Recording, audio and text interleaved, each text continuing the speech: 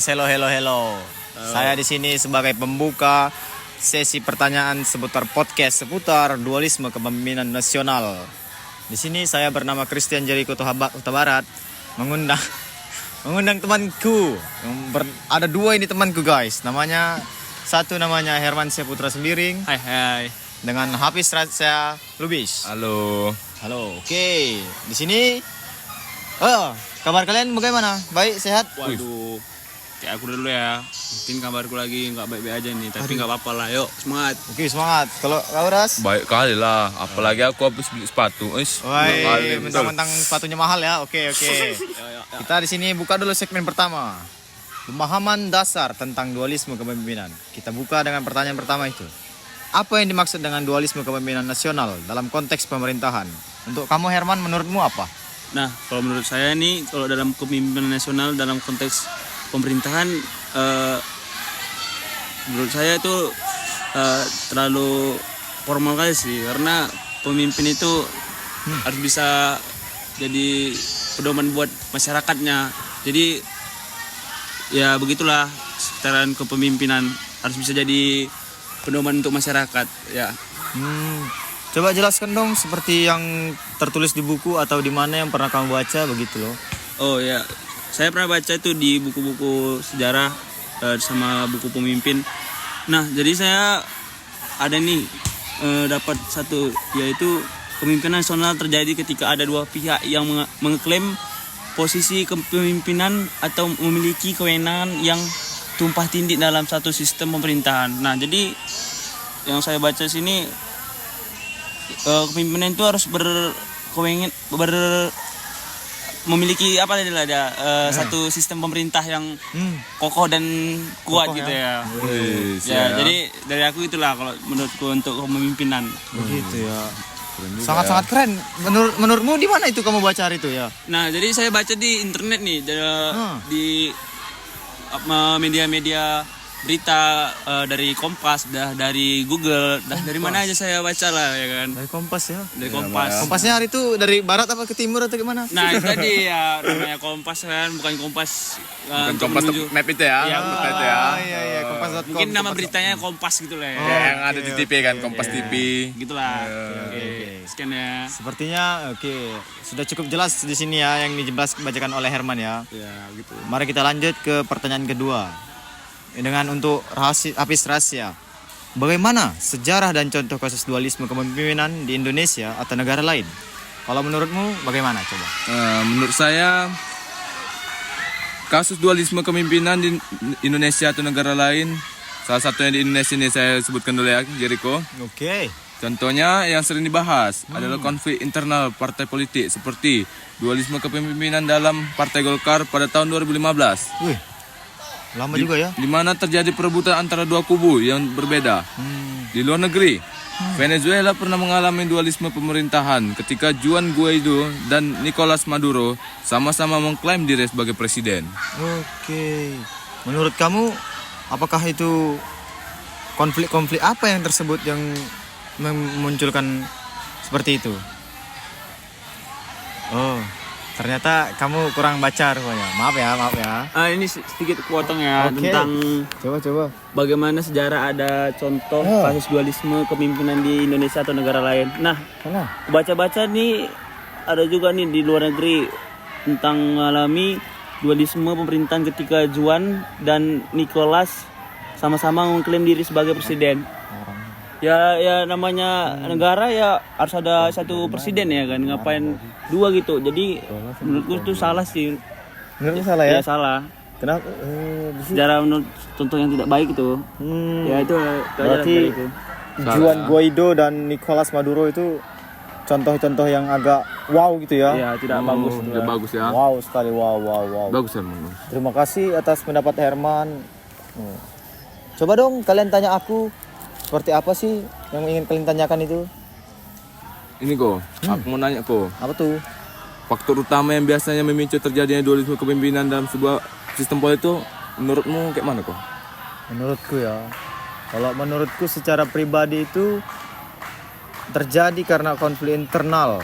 Ada di situ seperti dua orang yang ingin seperti Seperti misalnya ini kan di Paskib ada ketua dia dua. Kebetulan ketua ini dua-dua ini dia ingin memerintah keduanya. Jadi karena hal tersebut pastinya ada konflik-konflik internal yang terjadi di dalam suatu organisasi seperti itu.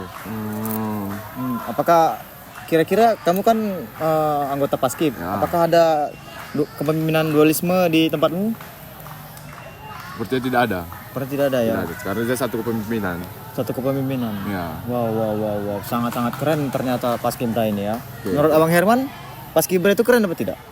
Menurut saya sih keren, dari kepemimpinan, dari sikap hormat dia kepada yang lebih tua. Nah jadi dari Paskib itu kita bisa belajar cara berkepemimpinan atau saling menghormati pendapat. Ya Paskibra pun baik juga karena kan Biopolsanya terbentuk kan. Iya, karena saya tuh anggota Paskibra juga ya, walaupun nggak kepala serajin dulu lah ya. Berarti begitu juga ya untuk menghindari dualisme ini di kepemimpinan ini ya. Tapi jika saya harus menjawab sesuai buku, ada faktor-faktor utama ini guys. Yaitu adalah konflik internal partai atau organisasi politik seperti yang aku bilang tadi, dan ada ambiguitas aturan hukum yang tidak tegas mengatur mekanisme suksesi. Ada juga persaingan kepentingan ekonomi dan politik yang tajam, dan yang terakhir adalah kurangnya mediasi atau mekanisme penyelesaian konflik yang efektif. Oke. Di sini sepertinya segmen pertama sudah bisa kita tutup karena kami hanya memiliki 3 pertanyaan untuk segmen pertama. Mari kita lanjut ke segmen kedua untuk menghemat waktu dan untuk belajar juga di les yang selanjutnya. Di segmen yang kedua ini, dampak dualisme kepemimpinan. Menurut kita, kalian yang akan mendengar ini, bagaimana sih dualisme kepemimpinan dalam memengaruhi stabilitas pemerintahan? Nah, kita tunggu ya. Kita beri waktu 5 detik. 5, 4, 3, 2, 1. Oke, buat Jericho yang tadi yang dibacakan, dampak dualisme kepemimpinan. Nah, kita dari judul besarnya aja lah, dampak dualisme kepemimpinan. Yang namanya pemimpin atau ketua lah gitu ya kan, Kak. Bisa itu namanya dualisme atau dua pemimpin. Ya namanya pemimpin itu harus satu ya kan, biar nampak dia pemimpinnya gitu loh. Nah, kalau dua pun dia harus ada yang namanya kita wakil ya kan. Wakil pemimpin atau wakil ketua. Makhluk apa tuh? Wah, itu. Oke, kembali. Ada aja. Itulah kalau menurut saya. Gimana menurut rahasia Lubis Kalau menurut tentang saya, dampak dualisme? Menurut kamu bagaimana? Menurut saya sih dualisme dapat menyebabkan ketidakpastian politik, melemahkan kepercayaan publik. Kayak apa? Seperti ini ya, apa ya? Saya kasih satu ya, Soekarno dengan Bung Hatta. Bung Hatta siapa ya? Oh enggak, Soekarno dengan Muhammad Hatta. Bung Hatta juga ya? Iya, sama juga.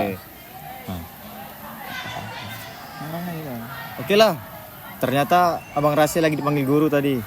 Jadi sekarang kita akan lanjut ke pertanyaan yang kedua. Oke, pertanyaan kedua. Oke, maaf ya tadi ya agak-agak kami miskom. Nggak mungkin kami ulang lagi kan, sudah 8 menit ini. Capek loh ngambilnya loh guys. Jadi kita masuk ke pertanyaan kedua di segmen kedua ini. Apakah dualisme ini lebih sering berdampak positif atau negatif bagi masyarakat? Menurut Hermansyah, bagaimana menurutmu Hermansyah? Kalau menurut saya untuk dualisme ini atau kepemimpinan dualisme ini berdampak negatif sih.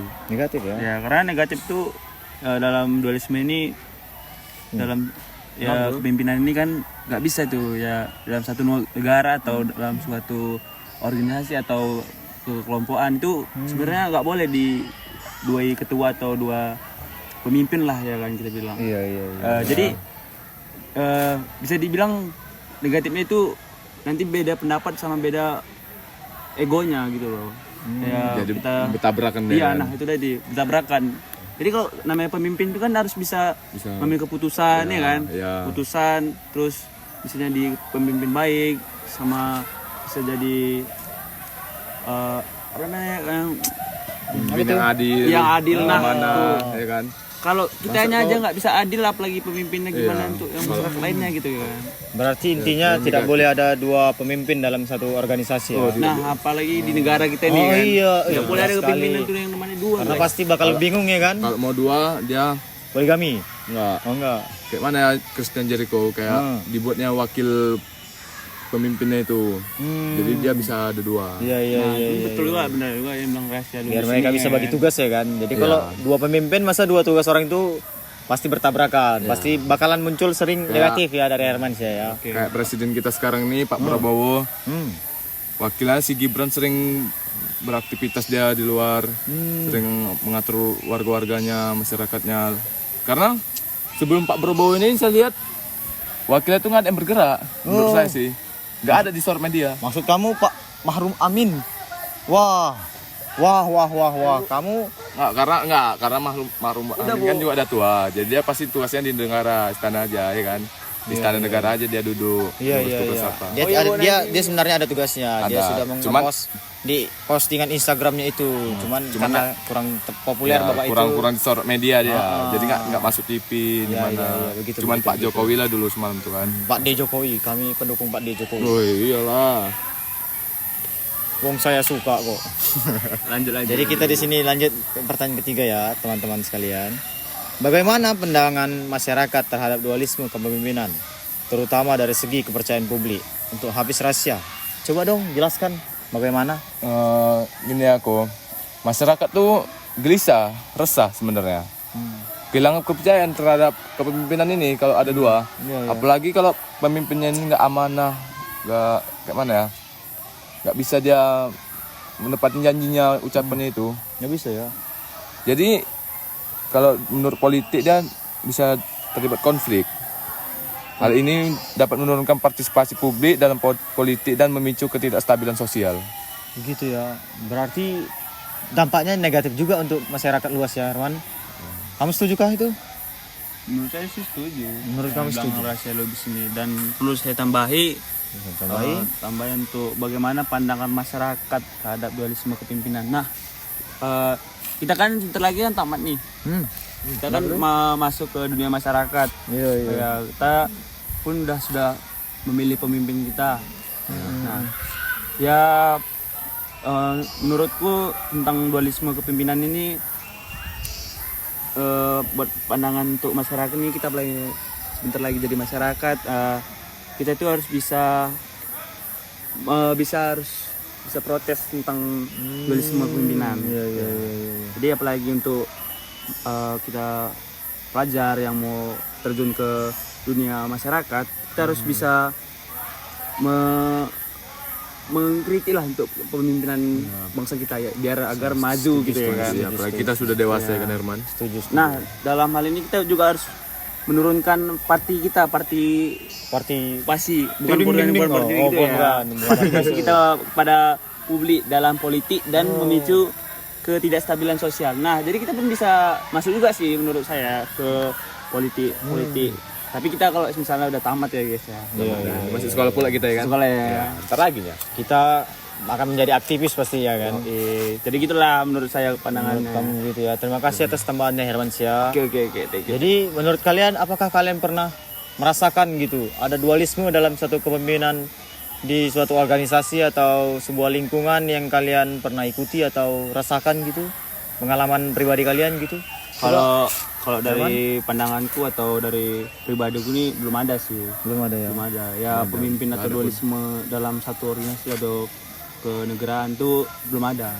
Jadi untuk dualisme ini ya cukup segitulah. Begitu. Iya. Jadi Atau mungkin dalam rumahmu kan biasa itu kan ada biasa paling ngatur kan mama gitu kan. Ternyata bapak juga jiwanya kepemimpinan. Jadi pasti kan dualisme mereka. Iya. Bagaimana itu? Saya ada kok di rumah kok kayak gitu Oh kok. gitu ya. Iya. Jadi kayak risih juga kok sebenarnya kok. Risih juga? Udah diatur ini sama mama, tiba-tiba diaturin lagi sama bapak. Kayak Rudin ya. Ya. terus jadi bagaimana tanggapanmu atas perintah mereka berdua? Enggak. Ini tanggapan saya seharusnya Kalau memang aturannya sama, satu orang aja gue yang ngatur gitu. Misalnya ngasih makan ayam kan gue. Iya, makanya. Ya, disuruh lagi sama makku kok ngasih makan ayam. Padahal sudah dikasih makan. Oke. Gondok juga Iya, ya. gondok juga sebenarnya, Iya, tapi tetap kita kerjakan ya kan. Pasti namanya orang tua. Iya. Pas. Artinya dualisme itu memang negatif membawa ke sini ya. Iya. Dan sampailah terjadi dualisme di negara ini. Oke. Tapi sedengar-dengarku kan ada kasus dualisme di pemerintahan di Indonesia. Oh, kasus apa tuh? Itulah yang tadi yang kita sebut Soekarno dan Bung Hatta. Kalau konspirasinya itu yang saya percaya itu Soekarno dan Bung Hatta itu kenapa Bung Hatta bisa menjadi presiden? Karena saya percaya teori bahwa Bung Hatta itu dalang PKI. Dia membentuk PKI itu agar masyarakat tidak percaya lagi sama Soekarno. Tapi memang dia dalang ya? Saya juga kurang tahu karena saya cuma suka rumor-rumor. Makanya. Saya anggap rumor itu benar. Takut juga kita. Menurut kamu Herman, rumor itu benar atau tidak? Selagi belum ada yang namanya Bukti ya? bukti atau belum ada yang namanya kepastian. Kita tidak bisa benar menyebutnya itu benar ya.